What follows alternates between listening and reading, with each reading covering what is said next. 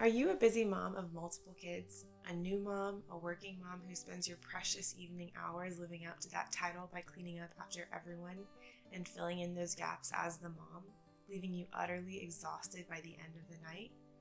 That was me too, for a long time. I have little kids ranging from 6 to 18 months, and life is busy. Too busy to have to worry about cleaning up and maintaining things that we don't need. I literally don't have time for that. And I'm guessing you don't either. So let's cut out all the extra weight of storing and managing and cleaning and maintaining, and let's breathe again. Let's not be these moms. Let's be these moms.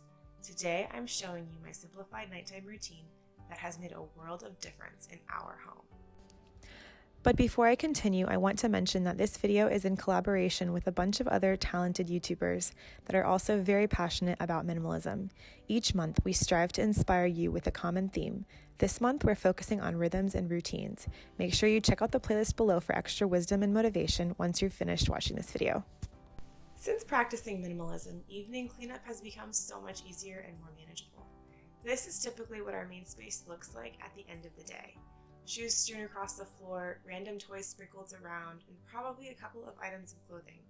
But most of the time, all the dishes during the day have already been taken care of, toys are much more manageable, and there is more order than the complete chaos that we used to think was always going to be the norm.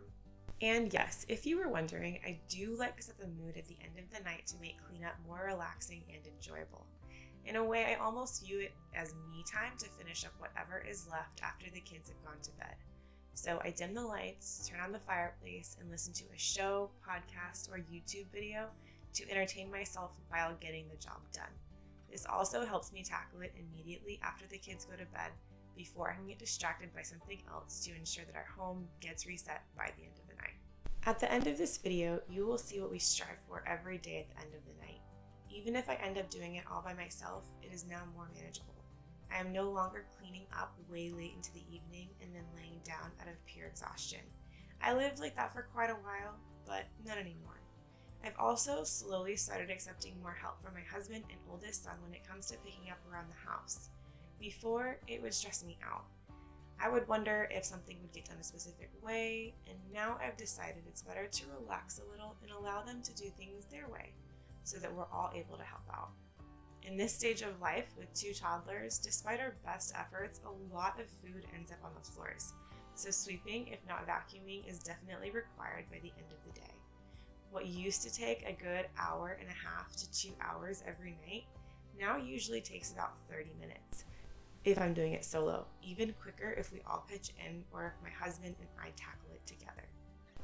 For us, the number one thing, even if nothing else gets done at the end of the night except for this, the number one most important thing that we have to do is load the dishwasher and run it every night. This is huge because we are a family of 5 and we usually fill it up every single day and have to unload it the next day. So we load it up every night, and then every morning, first thing, we unload it so that it's ready to go to fill up for the whole next day. Also, as you'll see in this clip, I keep looking over at the TV. I was watching the show A Million Little Things. I am so glued to it right now. It's such a great show. If you haven't seen it, I highly recommend it. The first couple episodes you kind of have to get through, and then after that, it starts getting really good. In this clip, I'm cleaning our counters with my favorite multi-surface spray, which is Mrs. Meyer's. I think this is the honeysuckle scent. And quick tip, you can actually buy the bigger version of it on Amazon, and what you do is you add a tablespoon of it to your bottle and then you dilute it with the rest of it with water, and it works just as well as buying a new one in the store that's a full bottle just like the one that I'm holding, and it's way cheaper. You can literally have the same effect and scent for a fraction of the cost. Now that I've finished cleaning up all of the main spaces, I'm moving on to the playroom. To be honest, I wasn't feeling so great this particular night, so I really had to push myself to keep going and tackle this room too. I gave myself a shortcut and just picked up what was on the floor and left what remained in the pack and play from earlier in there to put away later, since it was at least contained. This room used to take a solid 30 minutes to organize and put everything back in place. We used to have so many toys in here, and now that it's not overwhelming, it's much easier to maintain. Previously, the entire floor space in here would be filled with toys, and way more would be strewn out into the main spaces. Now, we don't struggle with toys being left out in the common areas days on end, and this room typically takes about 10 minutes to reset. In case you need some inspiration to declutter some of your kids' toys, I'll link a video below that I filmed a couple of months ago. That is a quick guide on items you may be able to let go of more easily to get you started. I know decluttering toys can really be a doozy, but it's definitely worth it for you and your littles. Also, if you have toddlers, I highly recommend putting puzzle pieces in Ziploc bags so that they cannot dump them out all over the floor in a million pieces. I'm sitting here putting this alphabet puzzle together because we somehow lost a Ziploc that the letters were in, but I should have just gone to the kitchen and gotten a new one. After this is complete, I'm done. The only other thing I sometimes do chore-wise after this is fold some laundry if needed. That is also something that takes me way less time than it used to. I have a very recent video on that if you're curious on how I simplified my kids' clothes.